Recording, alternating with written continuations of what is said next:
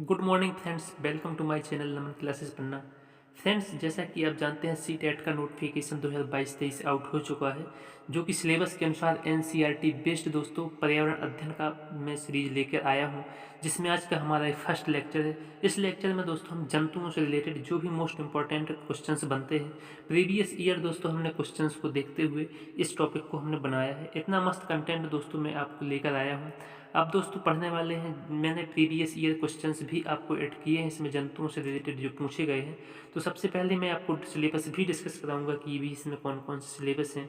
तो दोस्तों बने रहिए चैनल पर लास्ट तक। यदि आप हमारे चैनल पर नए विजिट कर रहे हैं दोस्तों, तो चैनल को सब्सक्राइब जरूर करना। आप फ्रेंड्स आते हैं, वीडियो देखते हैं और चले जाते हैं। दोस्तों आप हमें मोटिवेशन के तौर पर आप चैनल को सब्सक्राइब जरूर कीजिए एंड लाइक भी करना। और दोस्तों अच्छा लगे तो कमेंट करके जरूर बताना कि वीडियो कैसा लगा एंड अपने दोस्तों तक वीडियो को जरूर शेयर करना जो भी सी टेट 2022-23 की तैयारी कर रहे हैं।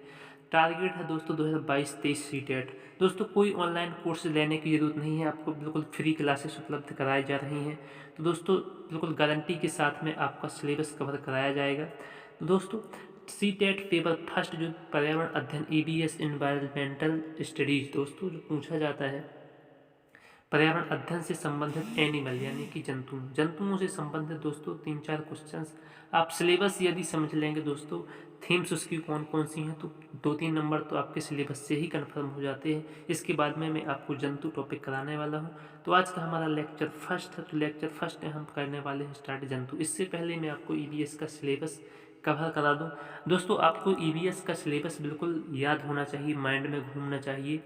दोस्तों कौन कौन सी इसमें थीम्स हैं दोस्तों, इसमें टॉपिक, इसमें जो अध्याय होते हैं फ्रेंड्स EBS में, जो बुक्स आपने देखा होगा बुक्स में अध्याय दिए जाते हैं, बट इसमें अध्याय नहीं है, मुख्य थीम्स में बांटा गया है दोस्तों। इसकी कुछ थीम्स हैं और उप थीम्स हैं दोस्तों। ऐसा क्वेश्चंस डायरेक्टली एक बार पूछा गया है कि इसे थीम्स में क्यों बांटा गया है। तो दोस्तों थीम्स में इसलिए बांटा गया है क्योंकि दोस्तों विद्यार्थियों को यानी कि छोटे छोटे छात्रों को अध्यायवार पढ़ाना दोस्तों थोड़ा सा उन्हें समझने में कठिन होता है।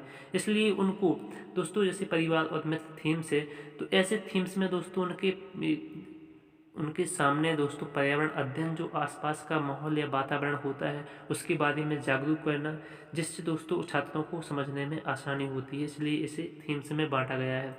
तो फर्स्ट थीम्स है दोस्तों, 6 मुख्य थीम्स हैं और 4 उप थीम्स हैं। यदि पूछा जाए आपसे कि पर्यावरण अध्ययन की कुल थीम कितनी है, तो आपका आंसर होगा 10। यदि आपसे पूछा जाए कि पर्यावरण अध्ययन में मुख्य थीम कितनी है, तो आपका आंसर होगा 6। यदि पूछा जाए पर्यावरण अध्ययन में उप थीम कितनी है, तो आपका आंसर होगा 4। अब बात करते हैं मुख्य थीम कौन कौन सी हैं। पहला है परिवार एवं मित्र। दोस्तों आप जानते हैं कि सबसे पहले बच्चा परिवार में जन्म लेता है, तो उसके बाद में धीरे धीरे मित्र बनाना प्रारंभ करता है। तो पहला टॉपिक है परिवार और मित्र यानी कि थीम्स। दूसरी थीम्स उसके बाद में दोस्तों उसकी क्या चाहिए, भोजन। भोजन के प्रकार कौन कौन से, उनमें कौन कौन सी विटामिन प्रोटीन कार्बोहाइड्रेट पाए जाते हैं दोस्तों, इन सबको हम डिटेल से डिस्कस करेंगे। इसके बाद है आश्रय यानी कि जहाँ हम रहते हैं, निवास, हमारा घर कैसा है, कौन कौन से उसमें वातावरण होते हैं। इसके बाद है जल। दोस्तों कौन सा जल पीते हैं, कितना प्रतिशत महासागर में होता है, किस किस से मिलकर बना होता है। तो इस तरीके से दोस्तों हम सभी टॉपिक्स कवर करने वाले हैं। इसके बाद है दोस्तों यात्राएं, यानी कि दोस्तों हम अपनी ज़रूरत की सामान खरीदने के लिए या फिर दोस्तों किसी परिवहन के द्वारा दोस्तों यात्रा करते हैं किसी टूरिज्म में जाने के लिए। तो दोस्तों यात्राएं के बारे में कौन सी कहाँ पर स्थल है। और नेक्स्ट है दोस्तों लास्ट, हम जो सोचते हैं और जो करते हैं। दोस्तों हमारे माइंड में जो थिंकिंग होती है और जो डूइंग बच्चा करके सीखता है। तो दोस्तों लास्ट तो ये थीम्स है, ए मुख्य थीम्स में। उप थीम है दोस्तों परिवार और मित्र में। परिवार और मित्र में दोस्तों उप थीम है संबंध, यानी कि दोस्तों चाचा का संबंध, बच्चे का संबंध, माता पिता। नेक्स्ट है कार्य एवं खेल। नेक्स्ट है पशु दोस्तों परिवार में होते हैं। नेक्स्ट है आसपास के पौधे। तो दोस्तों आई होप कि आपको यहाँ सिलेबस कंफर्म हो गया होगा। अब हम चलते हैं अपने टॉपिक की ओर, यानी कि जंतु, यानी कि दोस्तों एनिमल्स। दोस्तों इंग्लिश में दोस्तों मैं सभी बाईलिंगुअली लेके चलने वाला हूँ। जो इंग्लिश मीडियम के स्टूडेंट्स हैं वो इंग्लिश मीडियम में कवर कर सकते हैं। तो दोस्तों जंतु कौन कौन से होते हैं। प्रारंभिक स्तर पर यानी कि जो छोटे छोटे छात्र होते हैं 1 to 5 तक क्लास के बच्चे, प्रारंभिक स्तर पर जीवों का वर्गीकरण कीड़े, पक्षियों, रेंगने वाली व स्तनधारी के रूप में किए गए। सामूहिक रूप से इन्हें जानवर कहते हैं। दोस्तों प्रारंभिक स्तर पर कहते हैं इन्हें दोस्तों, अगर कीड़े भी हैं पक्षी भी हैं तो इन्हें बच्चे छोटे छोटे प्रारंभिक स्तर के क्या जब बोलते हैं, जानवर। तो आई होप फ्रेंड्स कि यदि पूछा जाए आपसे तो प्रारंभिक स्तर पर कीड़े, पक्षी, रेंगने वालों को सामूहिक रूप से जानवर कहते हैं। पक्षियों द्वारा बनाए जाने वाले घोंसलों से संबंधित कई मोस्ट इम्पॉर्टेंट क्वेश्चंस बनते हैं दोस्तों। हर पक्षी से जो मैंने यहाँ पर ऐड किया है दोस्तों, हर बार कोई ना कोई ऐसा एग्जाम्स होगा जिसमें ये क्वेश्चंस ना बने हों। तो दोस्तों अच्छे से दोस्तों माइंड सेट करते हुए चलना। और दोस्तों मैं छोटी छोटी ट्रिक्स भी बताने वाला हूँ। यदि आप वीडियो को 1-2 बार देखेंगे तो आपको बिल्कुल डेफिनेटली माइंड में सेट हो जाए। इंडियन रॉबिन बर्ड कल्चरी दोस्तों, यह पत्थरों के बीच में मुलायम घोंसला बनाती है। इसके घोंसले में टहनी, जड़ें, ऊन, बाल, रुई और देख भी सकते हैं पिक्चर्स भी लगी हुई है दोस्तों। नेक्स्ट है कौवा दोस्तों। कौवा मोस्ट इंपॉर्टेंट है, कई बार क्वेश्चन सीटेट में पूछा गया है। आप प्रीवियस ईयर क्वेश्चंस भी दोस्तों मैं आपको करवाने वाला हूँ, तो वहाँ से भी क्वेश्चंस में आप देख सकते हैं।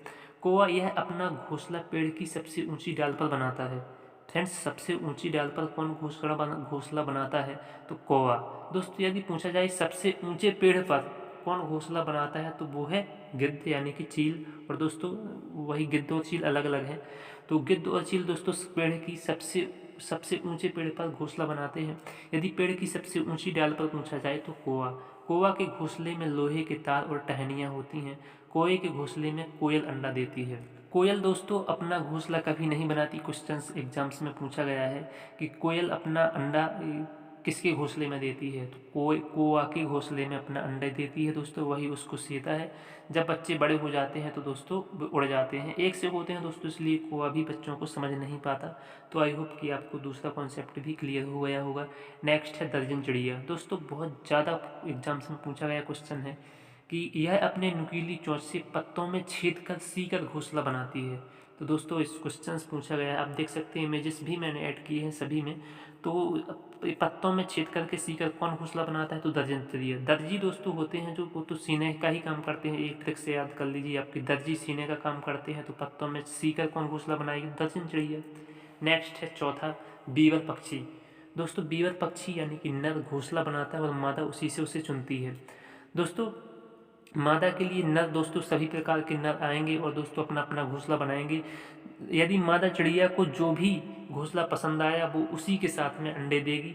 तो दोस्तों इसकी ट्रिक्स है बीवर दोस्तों। हमारे यहाँ गांव में बर को दूल्हा बोला जाता है। तो दोस्तों इसी तरीके से आप याद कर लिए कि बर पक्षी घोंसला बनाएगा और मादा उसमें अंडे देगी।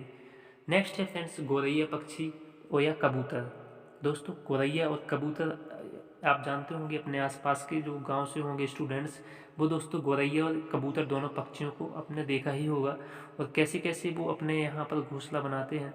गौरैया आमतौर पर घर के आसपास घोंसला बनाती है दोस्तों। गौरैया अलमारी के पीछे, छत या आईने के पीछे घोंसला बना लेती हैं।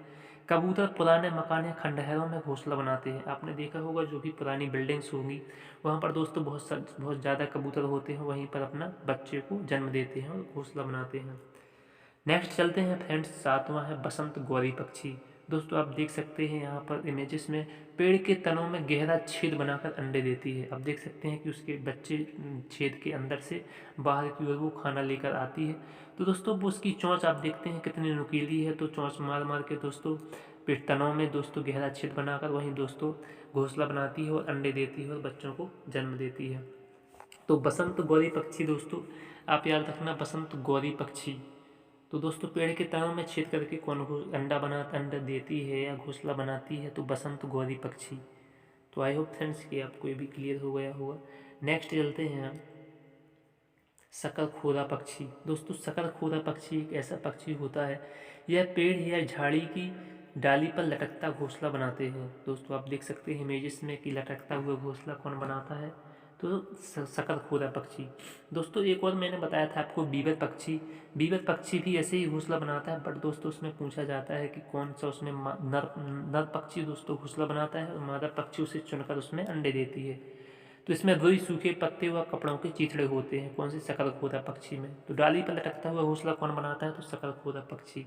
नेक्स्ट है दोस्तों उल्लू। यह एक रात्रिचर प्राणी है दोस्तों। रात्रि में इसको दिखाई देता है एंड ब्लैक एंड व्हाइट में दोस्तों। केवल इसे रात्रि में काला और सफ़ेद ही नज़र आता है।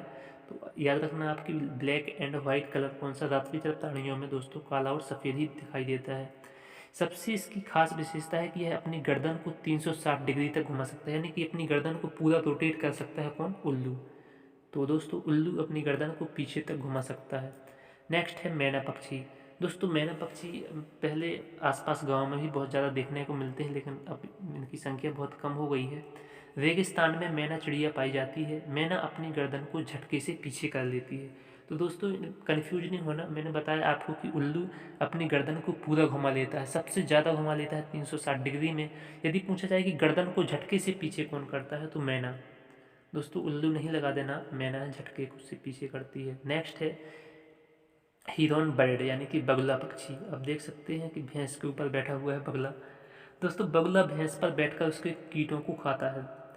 भैंस को कीटों से छुटकारा मिल जाता है और बगुले को भोजन भी मिल जाता है। दोस्तों यह है, इसमें पूछा गया क्वेश्चन इस प्रकार से पूछा गया था कि बगुला दोस्तों भैंस पर बैठकर कीटों को खाता है, किसका उदाहरण है? तो दोस्तों सहजीविता का उदाहरण है, यानी कि दोस्तों दोनों को जब लाभ मिलता है, जैसे लाइकेन होता है शैवाल और कवक से मिलकर होता है दोस्तों, कवक और शैवाल दोनों को लाभ मिलता है। तो इसी प्रकार से दोस्तों बगुले को भोजन मिल जाता है और भैंस को कीटों से छुटकारा मिल जाता है। तो आई होप फ्रेंड्स कि आपको ये भी क्लियर हो गया होगा। चलते हैं नेक्स्ट फ्रेंड्स, फाख्ता पक्षी यानी कि डब बर्ड। दोस्तों फाख्ता पक्षी है कैक्टस के कांटों। दोस्तों कई बार यही पूछा जाता है कि घोंसला कहाँ बनाता है। दोस्तों बहुत ज़्यादा इस बार एग्जाम में पूछा गया है कि फाख्ता पक्षी एक कैक्टस के कांटों के बीच या मेहंदी की मेड़ में अपना घोंसला बनाता है। दोस्तों जानवरों से अटैक होने से बचने के लिए एक कैक्टस के कांटों के बीच में दोस्तों घोंसला बनाता है, जिससे इसके पक्षियों को कोई खा ना पाए। इसलिए दोस्तों कैक्टस के कांटों के बीच और मेहंदी की मेड़ में अपना घोंसला बनाता है। दोस्तों हम थ्योरी जंतुओं से रिलेटेड कंप्लीट कर चुके हैं। अब हम बात करने वाले हैं क्वेश्चंस की ओर, जो दोस्तों एग्जाम्स में क्वेश्चन पूछे गए हैं, आगे पूछे जाने की संभावना है। फर्स्ट क्वेश्चन है, नीचे दिए गए पक्षियों की कौन सी प्रजाति झटके से अपनी गर्दन आगे पीछे करती है? मैंने अभी थ्योरी में आपको बताया है कि जो मैना पक्षी होता है दोस्तों वो अपनी गर्दन को झटके से आगे पीछे कर लेती है। तो option number 4 is the right answer. दोस्तों वीडियो को एक दो बार और देखना, जिससे आपको सारी जो डाउट होगा वो क्लियर हो जाएगा। नेक्स्ट क्वेश्चन है, निम्नलिखित पक्षियों में से कौन अपनी काफ़ी हद तक अपनी गर्दन को पीछे तक घुमा सकता है? Which one of the following birds can rotate its neck backward to a large extent? तो दोस्तों कौन घुमा सकता है 360 डिग्री तक अपनी गर्दन को अपनी काफ़ी हद तक? तो उल्लू। और दोस्तों रात्रिचर प्राणी है, काला और सफ़ेद ही दिखता है इनको रात में। क्वेश्चन नंबर 4 है, निम्नलिखित पक्षियों में से कौन सा पक्षी मरे हुए जानवरों को खाकर पर्यावरण को स्वच्छ रखता है? तो दोस्तों जो गिद्ध होते हैं मरे हुए जानवरों को खाते हैं। अब दोस्तों इनकी संख्या बहुत कम हो गई है, बहुत जल्दी दिखाई नहीं देते हैं, जंगलों में पाए जाते हैं। दोस्तों मरे हुए जानवरों को खाकर पर्यावरण को स्वच्छ रखने का काम कौन करता है? तो गिद्ध, यानी कि इंग्लिश में बोलते हैं वल्चर। तो दोस्तों क्वेश्चन नंबर 4 का option number A is the right answer है। और दोस्तों कौवा मैंने बताया सबसे ऊंची डाल पर घोंसला बनाता है, लोहे के तार भी इसमें होते हैं और मैना झटके से अपनी गर्दन को पीछे कर लेती है। क्वेश्चन नंबर 5 है और आज का हमारा लास्ट क्वेश्चन है, निम्नलिखित में से कौन सा पक्षी पेड़ों के तनों में छेद करके छिपे कीड़ों को खाता है? दोस्तों कौन सा पक्षी पेड़ों के तनों में छेद करता है? तो मैंने बताया था दोस्तों कठफोड़वा जो चिड़िया होती है वो तनों में छेद करके दोस्तों कीड़ों को खा जाती है। तो कठफोड़वा चिड़िया, option number 2 is the right answer. दर्जन चिड़िया दोस्तों पत्तों को सीकर घोंसला बनाती है, मैंने बताया था आपको। नेक्स्ट क्वेश्चन है, निम्नलिखित में से कौन सा पक्षी पत्तों को सीकर अपना घोंसला बनाता है? दोस्तों सीने का काम कौन करता है? तो दर्जी, दर्जी से याद रखना आप, दर्जन चिड़िया। तो option number A is the right answer. और दोस्तों कठफोड़वा मैंने बताया कि ये तनों में छेद करके कीड़े मकोड़ों को खाता है। मैना दोस्तों झटके से अपनी गर्दन को पीछे कर लेती है। और 360 डिग्री पर कौन घुमा लेता है अपनी गर्दन को? तो उल्लू। और रात्रिचर प्राणी है, काला और सफ़ेद यानी ब्लैक एंड व्हाइट ही दिखता है इन्हें। कौवा दोस्तों सबसे ऊंची डाल पर घोंसला बनाता है। कोयल दोस्तों इसी के घोंसले में अंडे देती है और लोहे के तार भी इसके घोंसले में होते हैं। दोस्तों आई होप कि वीडियो पसंद आया होगा, बहुत अच्छे तरीके से मैंने आपको समझाने की कोशिश की है। यदि अच्छा लगा हो वीडियो दोस्तों तो सब्सक्राइब चैनल को जरूर करना। मिलते हैं नेक्स्ट वीडियो में, तब तक के लिए जय हिंद जय भारत दोस्तों।